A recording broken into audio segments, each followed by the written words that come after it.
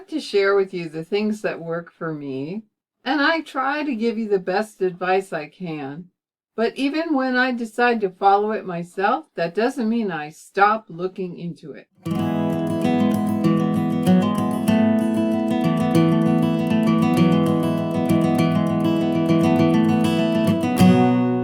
Well, hello, and welcome to another episode of You and Me and Multiple Sclerosis. My name is Pam. I've been living with MS for 40 years.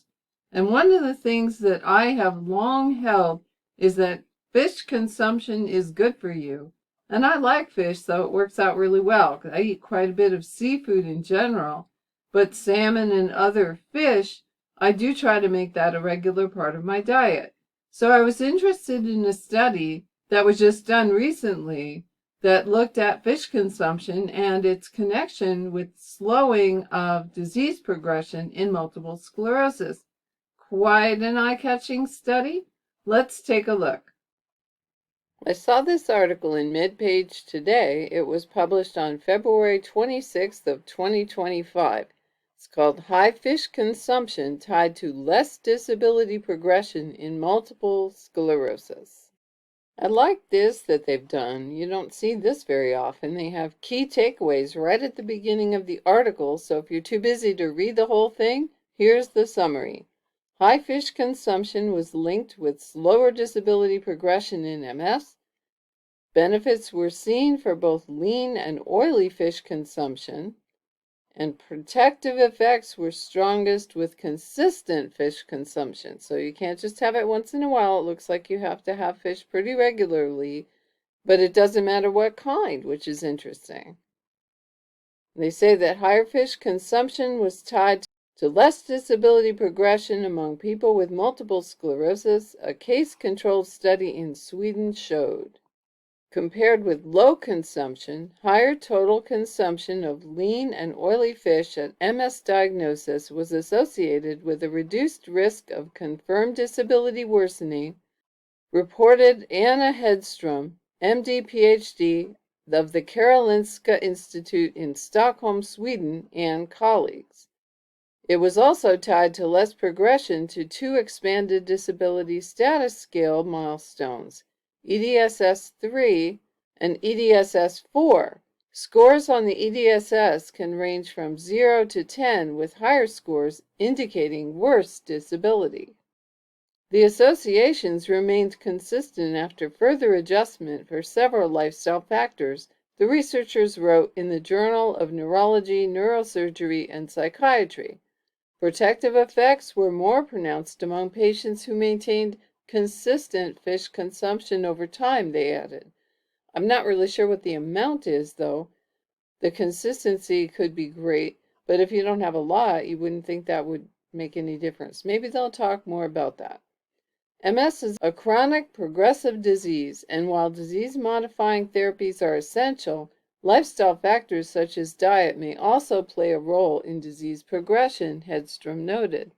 Our study suggests that higher fish consumption is associated with a lower risk of disability progression in MS, adding to the growing body of evidence that dietary choices could influence long-term outcomes, she told MedPage today.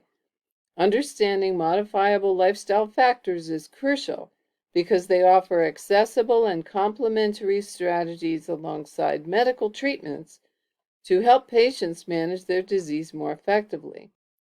Fish contains several bioactive compounds that may contribute to neuroprotection and inflammation control, including omega-3 fatty acids and taurine. Taurine is an amino acid and abundant in fish that has been linked to antioxidant and immunomodulatory effects, Hedström noted. Interestingly, both lean and oily fish were linked to favorable outcomes in our study, suggesting that nutrients beyond omega-3s, such as taurine, could also be contributing to these benefits. The study builds on previous research that suggests a healthy diet could improve quality of life and may reduce disability progression in people with MS, noted Emma Gray, PhD, research director of the MS Society in London, who wasn't involved with the study. However, we'd like to see further research to confirm the findings, and understand what is going on in the body to produce these benefits, Gray was quoted as saying in the UK Science Media Centre site. Additional factors like the impact of other dietary choices and socioeconomic status could also be taken into account. Hedstrom and colleagues followed 2,719 people with incident MS cases with data on fish intake and EDSS outcomes from the Swedish population-based case control epidemiological investigation of MS EIMS study. EIMS participants were diagnosed with MS according to McDonald criteria. They were recruited between 2005 and 2015 and followed for up to 15 years post-diagnosis through the Swedish MS registry. Confirmed disability worsening was defined as an increase in the EDSS score of at least 1 point from baseline, sustained between 2 further checkups at least 6 months apart. The mean age at diagnosis was 38 years, and 72% were women. Most participants had relapsing MS, and the mean baseline EDSS score was 1.8. Participants were asked specifically about their average consumption of lean and oily fish. Oily fish species were defined as species with a fat content greater than 3%, such as herring, mackerel, tuna, salmon, and trout. Lean fish had a fat content under 3%, such as cod, pollock, haddock, whiting, and pike perch. Responses were recorded on a 4-point scale of never or seldom, 1 to 3 times a month, weekly or daily consumption of fish. There was no significant difference in baseline EDSS scores by fish consumption habits. A digital follow-up questionnaire in 2021 assessed changes in fish intake among 1,719 participants over time. Of these, 24% had altered their fish consumption frequency. Favorable outcomes were more pronounced when the analysis was limited to MS patients who maintained consistent fish consumption over the follow-up period. The study was observational, and unknown factors may have influenced outcomes, the researchers acknowledged. And I'm glad that they did that because, yes, you're right. An observational study, especially one involving humans that you don't see 24/7, could be skewed by all kinds of factors that you don't even know you're supposed to be measuring. So very good that they did at least acknowledge that. While our findings are promising, this is an observational study, so we cannot establish causation, only associations, Hedstrom pointed out. That said, our findings suggest that encouraging MS patients to include fish as part of a balanced anti-inflammatory diet may be a simple and practical strategy to support long-term health. I just want to go down here to the disclosures. The study was supported by grants from the Swedish Research Council, the Swedish Research Council for Health, Working Life and Welfare, the Swedish Brain Foundation, the Swedish Medical Research Council, the Margareta af Ugglas Foundation, the Swedish Foundation for MS Research, and Neurosweden. Hedstrom reported no disclosures. Co-authors reported relationships with Biogen, Novartis, Sanofi, and Merck, all the big pharmaceuticals. And Gray did not report disclosures. That doesn't mean Gray didn't have any, but Gray did not report any. And so there we have the primary source over there, the Journal of Neurology, Neurosurgery, and Psychiatry, just like they said. And here it is. We'll go over and look at this paper really quickly. I'm not going to go through the whole thing, but I just want to point out a couple of things. As they say, it's called Impact of Fish Consumption on Disability Progression in Multiple Sclerosis. And as you can see, the author affiliations, there's 2 different places that these folks are from. So if we were to click on an affiliation, we get some of them are from the Department of Clinical Neuroscience in Karolinska Institutet, Stockholm in Sweden, and some of them are from the Department of Nutrition and Health, China Agricultural University in Beijing. which implies that those nations have an interest in the outcome of the study. And I just want to jump down to this interesting part of this paper that I have not seen in other papers, and I really like it. They say, what is already known on this topic? While cross-sectional studies have linked higher fish consumption to reduced multiple sclerosis severity, there is limited longitudinal evidence on the impact of fish consumption on MS disability progression. So that's the rationale for this study. But they say, what does this study add? This study provides robust longitudinal evidence that higher total fish consumption, lean and oily fish combined, is associated with a reduced risk of MS disability progression, including confirmed disability worsening and progression to expanded disability status scale 3 and 4. Okay, now I just want to point out one thing here. I should have said it earlier. A reduced risk of disability progression is not the same thing as a reduced risk of getting MS in the first place. So let's just make sure that we're clear about that. I think probably all of us knew that, but I felt compelled to say it. And then the last section here is how this study might affect research, practice, or policy. The results underscore the potential role of diet, particularly fish consumption, as a modifiable factor that could complement existing therapeutic strategies for MS.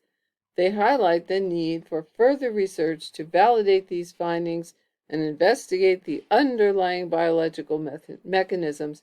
So like almost every other paper you're ever going to read in your life, further research is needed for one reason or another. So in other words, research will never ever tell the world that, nope, we're done researching. We don't need to do any more investigation. We have found the answer. Actually, I kind of like that, because anybody that tells me they have found the answer, I can almost always assume they are wrong. Well, I got kind of curious. Like I said, the author team for this paper consisted of people from China and from Sweden, and so I was interested to know how that related to data that we already have on MS prevalence. According to this table, which I think came from 2020, you can see that the darker the color, the higher the incidence of MS. And so here we are. If you're in North America, you can weep and moan, because your chances of getting MS if you live in the United States and Canada are pretty high.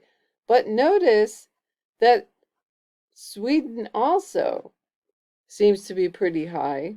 And there are some other countries that look pretty high, like Europe and Australia and even Russia. But strangely, China is one of the lowest countries for MS precedence in the whole world. So I found a map on Wikipedia, fish and seafood consumption per capita for also 2020. And it says here that the data is inclusive of all fish species and major seafood commodities, including crustaceans, cephalopods, and other mollusk species. So even shellfish, everything's included in this.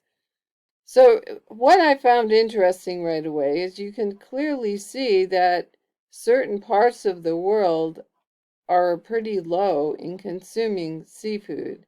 But one of the places that is not that low in consuming seafood is China, and another one is Sweden. So very interestingly, they're already consuming more seafood per capita than almost every other country on the map. Well, I realized I needed to look into this a little more, because China is such a huge country. And I found this article that was published in June of 2024 called Prevalence and Burden of Multiple Sclerosis in China, 1990 to 2019, Findings from the Global Burden of Disease Study 2019, and the authors are all from China. We take a look at the figure that's in this paper. I only want to focus on that right-hand side, so let's enlarge that. And we don't even have to look at the details of the statistics to see that the further from the coast you go, the more prevalence of MS there is. But when you're on the coast, there's less. So that certainly seems to fall in line with the possibility that the consumption of seafood decreases the progression of MS. And yeah, and the data might be good enough to say, well, it's worth a try. Maybe I'll eat more fish. All right, well, I'm going to take a look at a list then. And this is the article from which that map came. As you can see over there in the corner, that's the map. I blew it up so we could look at it. It's from Wikipedia. It's called List of Countries by Seafood Consumption. They say that it gives a comprehensive overview that ranks nations worldwide based on their annual seafood consumption per capita. Seafood includes fish and other important marine animals, while national meat consumption correlates strongly with indicators like GDP per capita. This correlation is less intense with seafood consumption. Seafood plays a vital role in some poorer states, serving as a significant source of protein and essential nutrients.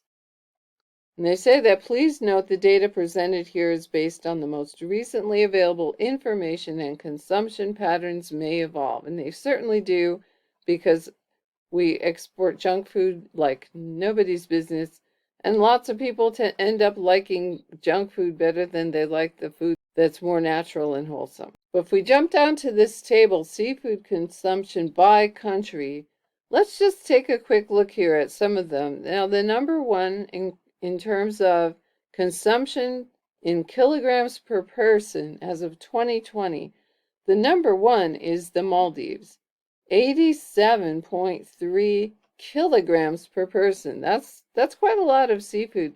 But as you can see, some of the other places that where the population consumes a lot of seafood, it's really not too surprising, since most of them are coastal. They have a lot of shoreline. I'm not going to read through all of this, but certainly I'm going to be linking this, so if you want to look for your country, you can certainly do that. You can see Norway there at 50.57. That's pretty high.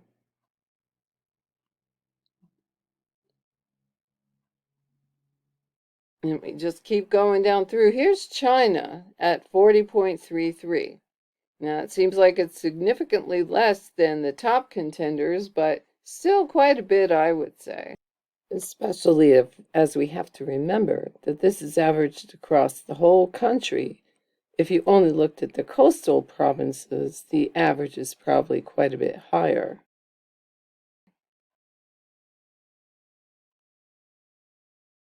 And Finland's at 33.52, just to compare a nation that's near Norway and Sweden. But here's Sweden here at 31.34, so they're even below China, even though on that map we just looked at, it sure looked like they consumed a lot of seafood compared to the rest of the world. But gee, I wonder where some of the European countries and the United States are. We're finally starting to see some of them here. New Zealand's at number 50 at 25.15 kilograms. And Australia is at 23.94.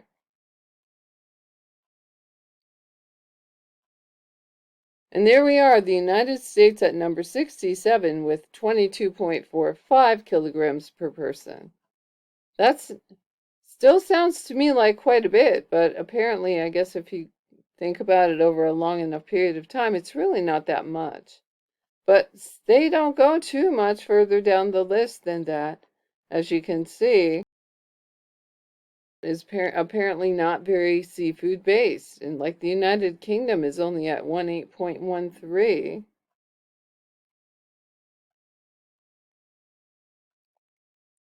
And Austria, which is landlocked, is 14.45. But I'm surprised about Mexico at 13.95. I would have thought they would have been higher than that. And Panama, my goodness, 13.74. They must just not like the fish that they have in the area down there, because they've got plenty of ocean around.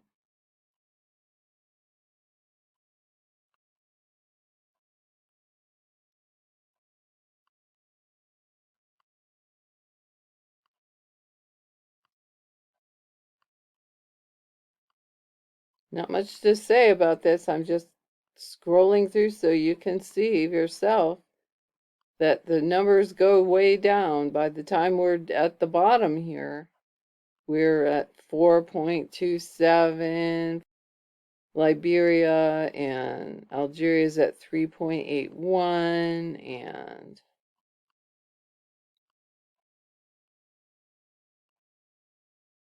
we get all the way down to the bottom, Ethiopia and Afghanistan rounding things out for us.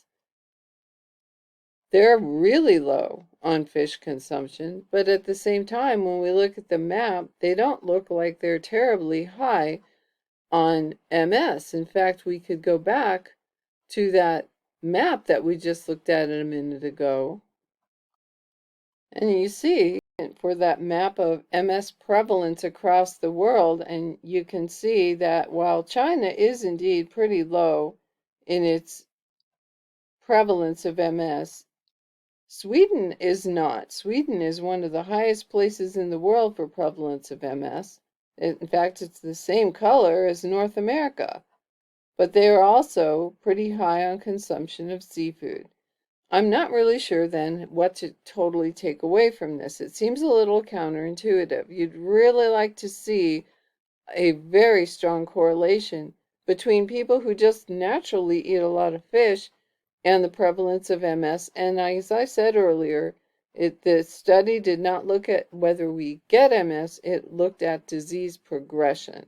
So that may be the answer to that troubling conundrum. It might just be that you can still get MS, but fish consumption would help you keep it under control. I guess that's the takeaway that we're looking at here. But the bottom line for me is I'm going to keep on eating fish because I do think it's healthy for you. Anyway, that's all I have for you today. So please do keep taking really good care of yourself, and I will see you again in my next video.